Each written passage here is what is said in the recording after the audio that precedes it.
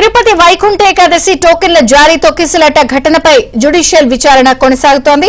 Tirupati collectorate లో commission chairman Satyanarayana Murthy ఎదుట TTD EO Shyamalarao విచారణకు హాజరయ్యారు.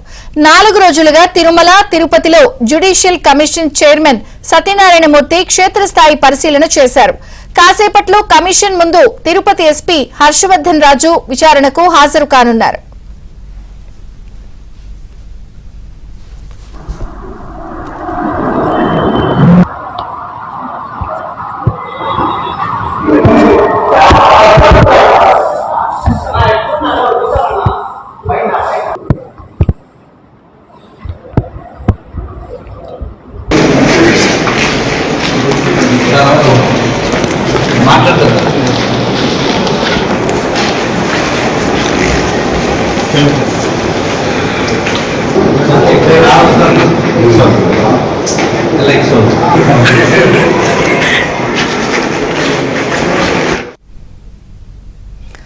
ఇక ప్రస్తుతం టీటీడీ ఈవో శ్యామలరావు విచారణకు హాజరయ్యారు. ప్రధానంగా వైకుంఠ ఏకాదశి రోజు జరిగినటువంటి తొక్కిసలాటలో క్షేత్రస్థాయిలో 4 రోజులుగా జరుగుతున్న అంశాలపై అయితే కాసేపట్లో ఎస్పీ హర్షవర్ధన్ రాజు ముందుకు కూడా హాజరయ్యే అవకాశం కనిపిస్తోంది. టోకెన్ల జారీ తొక్కిసలాట ఘటనపై విచారణ కొనసాగుతోంది. దినేష్ మరిన్ని వివరాలు అందిస్తారు. దినేష్,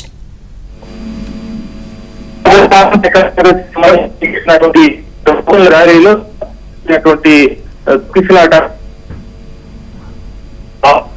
45 మంది పైగా గాయపడ్డారు. ముఖ్యంగా బైరాగపట్టణంలో ఉండేటువంటి పార్క్ ఏదైతే ఉందో ఆ పార్క్ లో ప్రధానంగా ఎక్కువ తొక్కిసలాట జరిగి చనిపోయారు. 5 మంది వరకు అక్కడే చనిపోయారు. ఒకరు మాత్రం శ్రీనివాసం దగ్గర చనిపోవడం జరిగింది. ఈ నేపథ్యంలో ఆ తొక్కిసలాట జరిగినటువంటి తర్వాత సీఎం చంద్రబాబు తిరుపతికి వచ్చి జ్యుడిషియల్ ఎంక్వైరీని నియమిస్తామని కూడా చెప్పారు. ఈ నేపథ్యంలో జ్యుడిషియల్ ఎంక్వైరీకి ఆయన ఆదేశం ఇవ్వడం, తర్వాత సత్యనారాయణ మూర్తి గారు జ్యుడిషియరీ ఎంక్వైరీ అనేది కొనసాగిస్తున్నారు. ఇప్పటికి 3 దఫాలుగా ఆయన తిరుపతిలో ప్రత్యక్షంగా రావడం జరిగింది. దాంతో పాటు వర్చువల్ విధానంగా దూరంగా ఉన్నటువంటి వాళ్ళ దగ్గర నుంచి కూడా అనేక అంశాలను ఆయన అడిగి తెలుసుకున్నారు. ఆ విధంగానే ఈ రోజు టీటీడీ ఈఓ శ్యామలరావు కావచ్చు, అలాగే ఎస్పీ హర్షవర్ధన్ రావు కావచ్చు, అలాగే మిగిలిన టీటీడీకి సంబంధించినటువంటి కీలకమైనటువంటి అధికారులందరినీ కూడా ఆయన పిలిపించుకుని వాళ్ళకి ముందే నోటీసులు జారీ చేశారు. వాళ్ళు నోటీసులు జారీ చేసిన తర్వాత వాళ్ళందరూ ఈరోజు కమిషన్ ముందు హాజరయ్యి తమకు సంబంధించినటువంటి అనేక అంశాలు ఆయన ముందు పెట్టడం జరిగింది.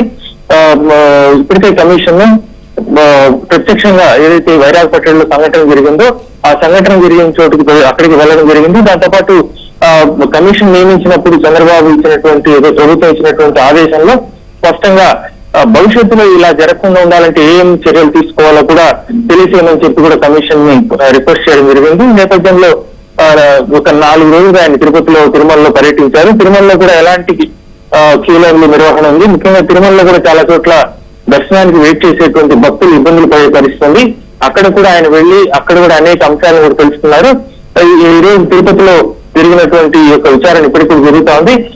అనేక అంశాలని అధికారులు చెప్తుంటే ఏదైతే కోర్టులో ఎలాగైతే జడ్జి ముందుకు వెళ్లి బోన్లో మామూలుగా అధికారులు కావచ్చు, సాక్షులు కావచ్చు తమ మాటను వినిపించినప్పుడు టైప్ చేసుకునేటువంటి ప్రక్రియ ఉంటుందో అదే విధంగానే వీళ్ళ అధికారులు తమ యొక్క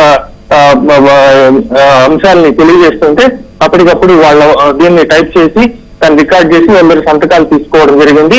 ఇంకా ఏదైనా కూడా ఎవిడెన్స్ కావాలంటే రిటర్న్ గా కూడా ఆయన అడుగుతున్నారు. మొత్తంగా విచారణలో కీలకమైనటువంటి దశలు అంటే గాయపడిన వాళ్ళ నుంచి కూడా ఆయన ఇప్పటికే తీసుకున్నారు.